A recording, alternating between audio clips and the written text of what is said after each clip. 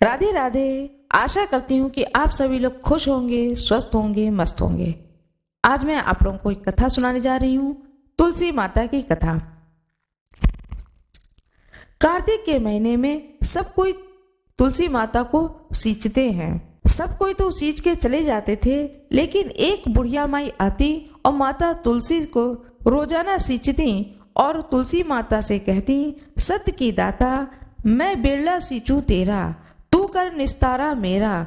तुलसी माता अड़ुआ दे लड़ुआ दे, पीताम्बरा की धोती दे, मीठा मीठा घास दे, बैकुंठ का वास दे, चटके की चाल दे, पटके की मौत दे, चंदन की काठ दे, झालर की झिनकार दे, साईं का राज दे, दाल भात का जमीन दे, 11 का दिन दे, कृष्ण का कंधा दे। इतनी बात सुनकर माता तुलसी सूखने लगी। एक बार भगवान कृष्ण ने पूछा कि तुम्हारे पास तो इतनी औरतें आती हैं तुम्हें जिमाने, गातने, तुम्हें पूजने, और तुम सूखने कैसे लगी? तब तुलसी माता ने कहा कि एक बुढ़िया माई आती है जो रोजाना इतनी बात कहकर जाती है। मैं तो और सब कुछ दे दूंगी, पर आप भगवान कृष्ण के कंधा कहाँ से दूंगी? थोड़े दिन बाद वह बुढ़िया मर गई।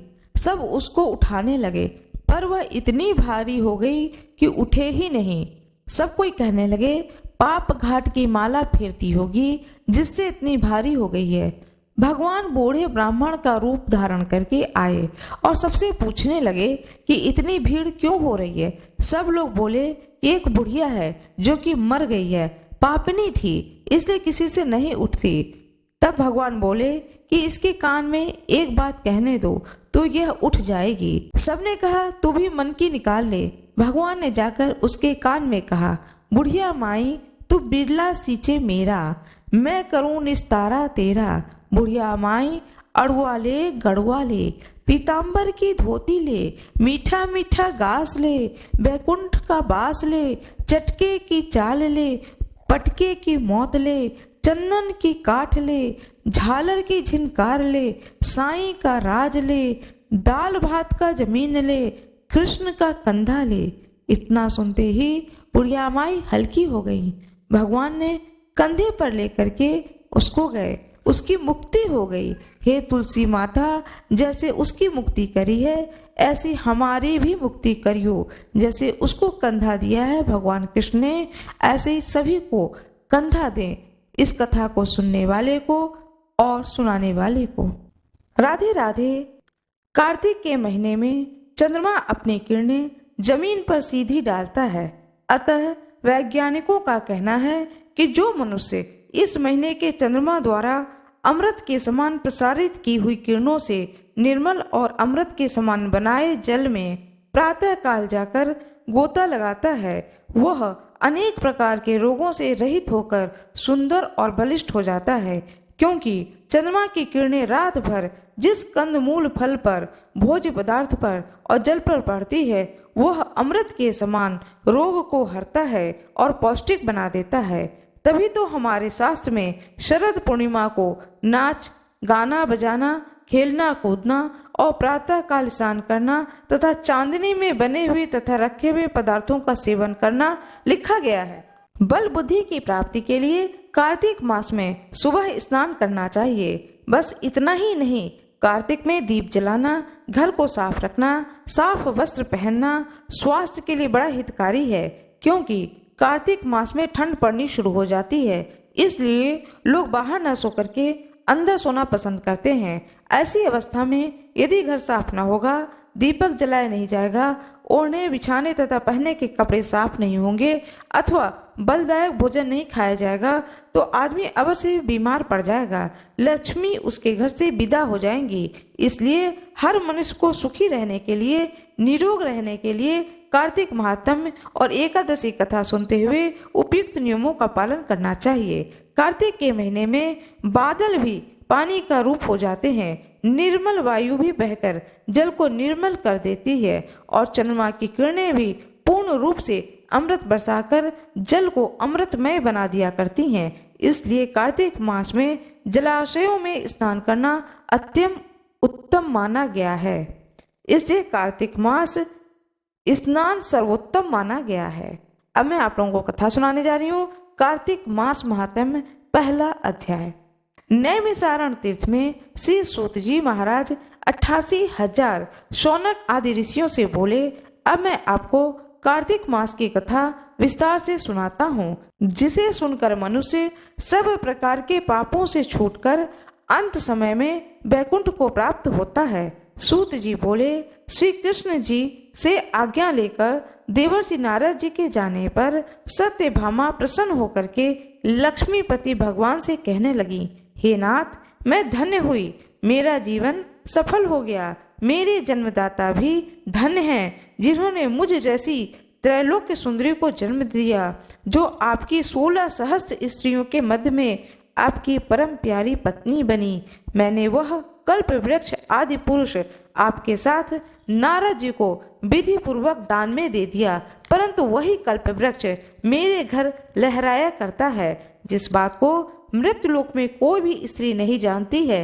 हे त्रिलोकीनाथ, मैं आपसे कुछ पूछना चाहती हूँ। आप मुझे विस्तार पूर्वक कार्तिक महात्म्य की कथा सुनाओ, जिसको सुनकर मेरा हित हो, जिसके करने से कल्प पर्यंत भी आप मुझसे विमुख न हो। सूत जी बोले, सत्यभामा के ऐसे वचन को सुनकर हंसते हुए श्री कृष्ण जी सत्यभामा का हाथ पकड़कर तथा अपने सेवकों को वहीं रोककर विलास युक्त अपनी पत्नी को कल्प वृक्ष के नीचे ले गए और हंसकर कहने लगे, हे प्रिय, 16,000 रानियों में तुम मुझे प्राणों के समान प्यारी हो। तुम्हारे लिए मैंने इंद्र से तथा देवताओं से भी विरोध किया था। हे कांते, जो बात तुमने पूछी है उस अद्भुत बातों को सुनो। सूत जी बोले, एक दिन श्री कृष्ण भगवान ने सत्यभामा की प्रिय कामना के लिए गरुड़ पर सवार होकर इंद्र लोक जाकर कल्प वृक्ष मांगा। तब इंद्र के मना कर देने पर गरुड़ का इंद्र से घोर युद्ध हुआ और गौलोक में गरुड़ जी ने गौओं से युद्ध किया। गरुड़ की चोट से उनके कान और पूंछ कट करके गिर पड़े। उनके रुधिर से 3 वस्तुएं उत्पन्न हुई, कान से तंबाकू, पूंछ से गोभी और खून से मेहंदी। इन तीनों के प्रयोग करने से मोक्ष की प्राप्ति नहीं होती है। तब गौओं ने भी क्रोध में भरकर गरुड़ को मारा, जिससे उनके 3 पंख टूटकर नीचे गिर पड़े। इसके पहले पंख से नीलकंठ, दूसरे से मोर और तीसरे से चकवाचक भी उत्पन्न हुए। ये प्रिय, इनके दर्शन मात्र से ही शुभ फल की प्राप्ति होती है। यह सुनकर के सत्यभामा भगवान श्री कृष्ण से बोली, हे प्रभु, मैंने पिछले जन्म में कौन कौन से दान व व्रत जप नहीं किए, मेरा कैसा स्वभाव था तथा मैं किसकी पुत्री थी और मुझे मृत्युलोक में क्यों जन्म लेना पड़ा। मैंने ऐसे कौन से शुभ कर्म किए जिससे मैं आपकी अर्धांगिनी हुई। भगवान श्री कृष्ण बोले, हे प्रिय, तुमने पूर्व जन्म में शुभ कर्म किए हैं। विस्तार पूर्वक कहता हूँ। पूर्व समय में सतयुग के अंत में मायापुरी में अत्रि गोत्र में देव शर्मा नाम का एक ब्राह्मण था। वेद वेदांत का जानने वाला वह ब्राह्मण था। वह रोज अतिथियों की सेवा, हवन और सूर्य भगवान की पूजा किया करता था। उसका तेज सूर्य के समान तेजस्वी था। उसकी वृद्धा अवस्था में गुणवती नाम की कन्या उत्पन्न हुई। उसका विवाह पुत्रहीन ब्राह्मण ने चंद्र नाम के अपने शिष्य के साथ कर दिया। चंद्र को अपने पुत्र के समान मानता था तथा चंद्र ने भी उसे अपने पिता के समान ही सम्मान देता था। एक दिन वे दोनों कुश और समिधा लेने के लिए वन में गए। हिमालय की तलहटी में भ्रमण करते हुए उन्होंने एक राक्षस को आता हुआ देखा। उस राक्षस से भय के मारे उनके सब अंग शिथिल हो गए, भागने की सामर्थ्य ही नहीं रही। तब उस काल के सदृश राक्षस ने उन दोनों को मार डाला। उनके धर्मात्मा होने के कारण मेरे पार्षद उनको मेरे पास बैकुंठ में ले आए, क्योंकि उन्होंने आजीवन सूर्य भगवान की पूजा की थी। उस कर्म से दोनों पर अति प्रसन्न हुआ। शिव, सूर्य, गणेश जी, देवी, इन सब देवताओं की पूजा करने वाले सब स्वर्ग को प्राप्त होते हैं। मैं एक होता हुआ अभी काल और कर्मों के भेद से 5 प्रकार का होता हूँ। जैसे एक देवदत्त, पिता, भ्राता आदि नामों से बोला जाता है, जब वह दोनों विमान पर चढ़े हुए सूर्य के समान तेजस्वी रूपवान चंदन और माला धारण किए हुए मेरे भवन में आए तो दिव्य भोग भोगने लगे। भगवान शिव की जय हो, भगवान विष्णु की जय हो, भगवान श्री कृष्ण की जय हो, सत्यभामा की जय हो, जय हो, जय हो, जय हो। जिस प्रकार से भगवान विष्णु ने उन ब्राह्मण देवता पर कृपा करी, उसी प्रकार से कथा सुनने वाले पर और कथा सुनाने वाले पर सदा सर्वदा भगवान विष्णु की कृपा बनी रहे। राधे राधे। कार्तिक का महीना आ रहा है। यह पूरे कार्तिक के महीने में जो कोई भी तुलसी माता की पूजा करता है, कार्तिक स्नान करता है, भगवान विष्णु की कृपा सदा सर्वदा उस व्यक्ति पर बनी रहती है। जिस प्रकार से भगवान शंकर को प्रिय है बेलपत्र, उसी तरह से शालिग्राम भगवान को प्रिय है तुलसी की पत्ती। तुलसी की पत्ती चढ़ाई जाती है भगवान विष्णु को, राम जी को, शालिग्राम भगवान को, हनुमान जी को। आज मैं आप लोगों को कार्तिक मास में तुलसी माता की पौराणिक कथा सुनाने जा रही हूँ। इस पर्व की कथा का उल्लेख श्री पद्म पुराण तथा अन्य पुराणों में इस प्रकार से हुआ है। प्राचीन काल में जालंधर नामक एक दैत्य ने अपने उत्पातों के कारण सभी को भयभीत कर रखा था। उसकी पत्नी वृंदा रूपवती होने के साथ एक पतिव्रता स्त्री थी। उसी के प्रताप से वह सर्व विजयी बना हुआ था। उस दैत्य से भयभीत होकर ऋषि मुनि और देवतागण भगवान विष्णु के पास जाकर अपनी विपदा सुनाने लगे तो उन्होंने वृंदा का पति धर्म भंग करके उसका बल छीण करने का निश्चय किया। भगवान विष्णु ने अपनी योग माया से एक मृत शरीर वृंदा के आंगन में फेंकवा दिया। वृंदा ने उसे अपने पति का शरीर समझकर उसका आलिंगन कर लिया। इससे उसका पति धर्म नष्ट हो गया, जबकि उसका पति तो देवलोक में इंद्र से युद्ध कर रहा था। इधर वृंदा का सतीत्व नष्ट हुआ और उसका पति युद्ध में हारकर मृत्यु को प्राप्त हुआ। जब वृंदा को वस्तु स्थिति की ज्ञात हुई कि यह सब भगवान का छल कपट था, तो उसने क्रोधित होकर भगवान विष्णु को शाप दे दिया कि जिस प्रकार तुमने मुझसे छल से पति वियोगी बनाया है, ठीक उसी तरह तुम भी अपनी पत्नी का छल पूर्वक हरण होने पर उसके वियोग को सहने के लिए मृत्यु लोक में जन्म लोगे। इतना कहकर वृंदा अपने पति के शव के साथ उसके वियोग में तड़पती हुई सती हो गई। कालांतर में राम अवतार के समय भगवान राम को सीता का ऐसा ही वियोग सहन करना पड़ा। पार्वती ने वृंदा की भस्म में तुलसी, आंवला और मालती के वृक्ष लगाए। इनमें से तुलसी को भगवान विष्णु ने वृंदा का रूप समझकर अपनाया। कुछ लोग यह भी मानते हैं कि भगवान विष्णु ने छल से वृंदा का सतीत्व भंग कराया था तो उसने उन्हें पत्थर बनने का शाप दिया था। इस पर भगवान ने कहा था कि तुम मुझे लक्ष्मी से भी अत्यंत प्रिय हो। यह सब तुम्हारे सतीत्व का ही फल है कि तुम तुलसी बनकर तुम सदा मेरे साथ रहोगी। जो भी तुम्हारे साथ मेरा विवाह करेगा वह परम धाम को प्राप्त होगा। यही कारण है कि शालिग्राम की पूजा बिना तुलसी दल चढ़ाए अधूरी मानी जाती है। इसी प्रकार पूरे कार्तिक मास में तुलसी जी की पूजा की जाती है। प्रातःकाल और सायंकाल दोनों समय में तुलसी माता की पूजा की जाती है।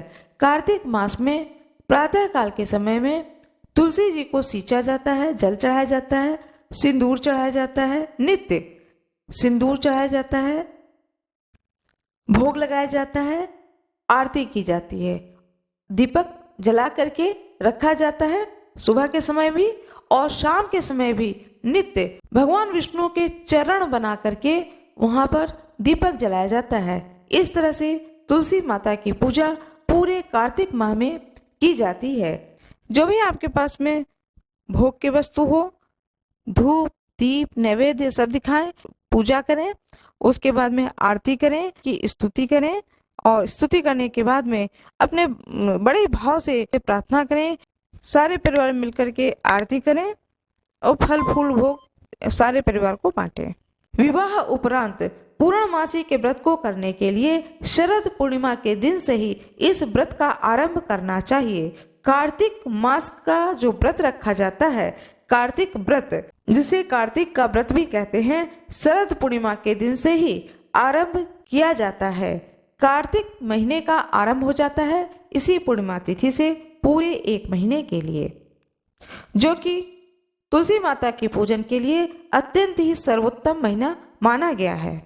आइए अब बड़े ही प्रेम पूर्वक, भक्ति पूर्वक कथा का श्रवण करते हैं। शरद पूर्णिमा व्रत कथा। एक साहूकार थे जिनकी 2 पुत्रियां थीं। दोनों पुत्रियां बड़े ही प्रेम पूर्वक पूर्णिमा का व्रत रखती थीं, किंतु जो बड़ी पुत्री थी वह बड़े ही श्रद्धा विश्वास के साथ व्रत करती थी और पूर्ण व्रत करती थी, लेकिन जो छोटी पुत्री थी वह अधूरा व्रत करती थी। परिणाम स्वरूप यह हुआ कि छोटी पुत्री की जो संतान पैदा होती थी वह संतान पैदा होते ही मर जाती थी। उसने पंडितों से इसका कारण पूछा तो उन्होंने बताया कि तुम पूर्णिमा का जो व्रत करती हो वह अधूरा व्रत रखती हो, जिसके कारण तुम्हारी संतान तो पैदा होती है लेकिन पैदा होते ही वह संतान मर जाती है। पूर्णिमा का व्रत पूर्ण विधि पर पूर्णिमा का व्रत रखो और विधि पूर्वक करो, जिससे कि तुम्हारी संतान जीवित रह सके। उसने पंडितों की सलाह पर पूर्णिमा का व्रत पूर्ण किया और विधि पूर्वक किया। उसके लड़का हुआ, परंतु वह शीघ्र ही मर गया। उसने लड़के को पीढ़े पर लिटाकर ऊपर से कपड़ा ढक दिया। फिर बड़ी बहन के घर गई और बड़ी बहन को बुलाकर अपने घर लाई और बैठने के लिए वही पीढ़ा दे दिया। बड़ी बहन जब पीढ़े पर बैठने लगी तो उसका घाघरा बच्चे को छू गया। बच्चा घाघरा छूते ही रोने लगा। बड़ी बहन ने कहा छोटी बहन से कि तू मुझे कलंक लगाना चाहती थी, मेरे बैठने से तो यह बच्चा मर जाता। तब छोटी बहन बोली, यह तो पहले से ही मरा हुआ था, तेरे ही भाग्य से यह जीवित हो गया। तभी से इस व्रत का महत्व तो अत्यधिक बढ़ गया। उसके बाद नगर में पूर्णिमा का व्रत करने का ढिढोरा पिटवा दिया। हे पूर्णमासी माता, जैसे आपने उस छोटी बेटी के पुत्र को जीवित कर दिया, वैसे ही अपने सभी भक्तों पर कृपा करें, उनकी सारी मनोकामनाओं को पूर्ण करें। भगवान विष्णु की जय हो, माता लक्ष्मी की जय हो। जो कोई भी पूर्णमासी व्रत का उद्यापन करना चाहता है उसे चाहिए कि वह 13 पूर्णमासी का व्रत करे और 13वें पूर्णमासी व्रत पर उद्यापन करे। उद्यापन का विधान यह होता है कि पूर्णिमा का व्रत रखें। व्रत रखने के बाद में शाम के समय में चांदी की कटोरी में मेवा भर करके साथ में चावल, फल, मिठाई, वस्त्र, ये दक्षिणा, ये सारी चीजें किसी ब्राह्मण को दान कर दें इस प्रकार से, और भगवान से बोल दें कि हे प्रभु, यथाशक्ति जितना मुझसे हो सका मैंने इस व्रत को धारण किया, अब मैं इस व्रत का उद्यापन कर रही हूँ। ऐसा कह करके आपने जो भोजन बनाया है खीर पूरी का, उस भोजन को ग्रहण करें और अगली बार से जो पूर्णमासी व्रत पड़ेगा तो व्रत को ना करें। इस प्रकार से पूर्णमासी के व्रत का उद्यापन किया जाता है। आज मैं आप लोगों को बताने जा रही हूँ सर्व मनोकामनाओं की पूर्ति हेतु रविवार भगवान सूर्य का व्रत श्रेष्ठ माना जाता है। इस व्रत की विधि इस प्रकार है। प्रातः काल स्नान आदि से निवृत्त होकर स्वच्छ वस्त्र धारण करें, शांत चित्त होकर परमात्मा का स्मरण करें। भोजन एक समय से अधिक नहीं करना चाहिए। भोजन तथा फलाहार सूर्य भगवान के प्रकाश के रहते कर लेना चाहिए। यदि निराहार रहने पर सूर्य छिप जाए तो दूसरे दिन सूर्य भगवान के उदय होने पर अर्घ देने के बाद ही भोजन करें। व्रत के अंत में सूर्य व्रत की कथा सुननी चाहिए। व्रत के दिन नमकीन तेल युक्त भोजन कदापि ग्रहण न करें। इस व्रत को करने से मान सम्मान बढ़ता है तथा शत्रुओं का क्षय होता है। आंख की पीड़ा के अतिरिक्त अन्य सब पीड़ाएं दूर होती हैं। रविवार भगवान सूर्य की व्रत कथा। एक बुढ़िया माई थी। उनका एक बहुत ही सरल सा नियम था कि प्रति रविवार को सवेरे ही स्नान आदि कर पड़ोसन की गाय के गोबर से घर को लीप कर फिर भोजन तैयार कर भगवान को भोग लगाकर स्वयं भोजन करती थीं। ऐसा व्रत करने से उनका घर धन धान्य एवं आनंद से पूर्ण था। इस तरह कुछ दिन बीत जाने पर उसकी पड़ोसन विचार करने लगी कि यह वृद्धा सर्वदा मेरी गौ के गोबर ले जाती है, इसलिए वह अपनी गाय को अपने घर के भीतर बांधने लगी। बुढ़िया को गोबर न मिलने से रविवार के दिन वह अपने घर को न लीप सकी, इसलिए उसने न तो भोजन बनाया और न ही भगवान को भोग लगाया तथा स्वयं भी उसने भोजन नहीं किया। इस प्रकार उसने निराहार व्रत किया। रात हो गई, वह भूखी सो गई। रात में भगवान ने उसे स्वप्न में दर्शन दिया और भोजन न बनाने तथा भोग न लगाने का कारण पूछा। बुढ़िया माई ने कहा कि आज मुझे घर लीपने के लिए गाय का गोबर नहीं मिला, जिससे हमारा घर शुद्ध नहीं हुआ, जिससे मैं खाना नहीं बना पाई और न ही आपको भोग लगा पाई। तब भगवान ने कहा कि माता, हम तुमको ऐसी गाय देते हैं जिससे सभी इच्छाएं पूर्ण होती हैं, क्योंकि तुम हमेशा रविवार को गाय के गोबर से घर लीपकर भोजन बनाकर मेरा भोग लगाकर खुद भोजन करती हो। इससे मैं खुश होकर तुमको यह वरदान देता हूँ तथा अंत समय में मोक्ष देता हूँ। स्वप्न में ऐसा वरदान देकर भगवान अंतर ध्यान हो गए और जब वृद्धा की आंख खुली तो वह देखती है कि आंगन में एक अति सुंदर गाय और बछड़ा बंधे हुए हैं। वह गाय और बछड़े को देखकर अत्यंत प्रसन्न हुई, उनको घर के बाहर बांध दिया, वहीं खाने का चारा डाल दिया। जब उसके पड़ोसन ने बुढ़िया के घर के बाहर एक अति सुंदर गाय और बछड़े को देखा तो द्वेष के कारण उसका हृदय जल उठा तथा जब उसने देखा कि गाय ने सोने का गोबर किया है तो वह उस गाय का गोबर ले गई और अपनी गाय का गोबर उसकी जगह पर रख दिया। वह नित्य प्रतिदिन ऐसा ही करती, सीधी साधी बुढ़िया को इसकी खबर नहीं होने देती। तब सर्वव्यापी ईश्वर ने सोचा कि चालाक पड़ोसन के कर्म से बुढ़िया ठगी जा रही है। भगवान ने संध्या के समय अपनी माया से बड़ी जोर की आंधी चला दी। बुढ़िया ने अंधेरे के भय से अपनी गाय को घर के भीतर बांध लिया। प्रातः काल उठकर जब वृद्धा ने देखा कि गाय ने सोने का गोबर दिया है तो उसके आश्चर्य की सीमा न रही। वह प्रतिदिन गाय को घर के भीतर बांधने लगी। उधर पड़ोसन ने देखा कि बुढ़िया गौ को घर के भीतर बांधने लगी है तो उसका सोने का गोबर उठाने का दांव नहीं चलता तो वह ईश्वर से जल उठी।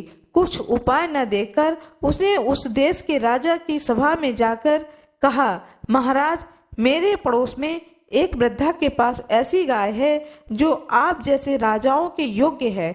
वह रोज सोने का गोबर देती है। आप उस सोने से प्रजा का पालन कीजिए। वह वृद्धा इतने सोने का क्या करेगी? राजा ने यह बात सुन अपने दूतों को वृद्धा के घर से गाय लाने की आज्ञा दी।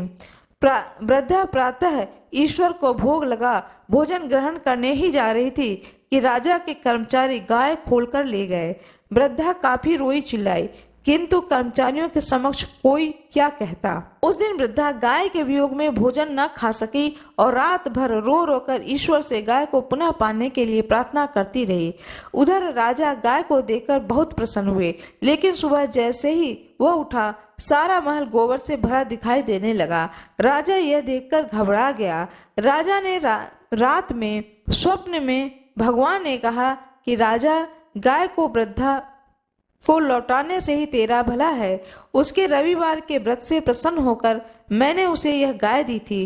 प्रातः होते ही राजा ने वृद्धा को बुलाकर बहुत से धन के साथ सम्मान सहित गाय व बछड़ा लौटा दिया। उसके पड़ोसन को बुलाकर उचित दंड दिया। इतना करने के बाद राजा के महल से गंदगी दूर हो गई। उस दिन से राजा ने नगर निवासियों को आदेश दिया कि राज्य की तथा अपनी समस्त मनोकामनाओं की पूर्ति के लिए रविवार को व्रत करो। व्रत करने से नगर के लोग सुखी जीवन व्यतीत करने लगे। कोई भी बीमारी तथा प्रकृति का प्रकोप उस नगर पर नहीं होता था। सारी प्रजा सुखी रहने लगी।